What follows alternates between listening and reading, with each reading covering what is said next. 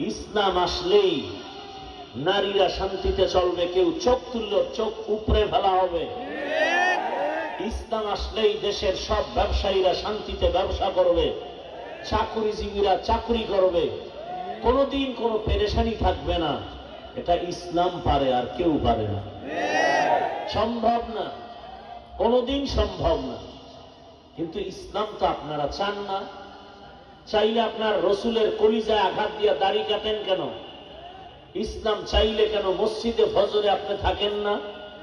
ইসলামী যদি চান সুদের টাকায় ব্যবসা চলে কেন? ইসলাম যদি চান আপনার মেয়ে আপনার স্ত্রী বেপরদায় মার্কেটে ঘুরে কেন? একথা বলার মানুষ নাই, শোনার মানুষ নাই, বিরোধিতা করার মানুষের অভাব নেই।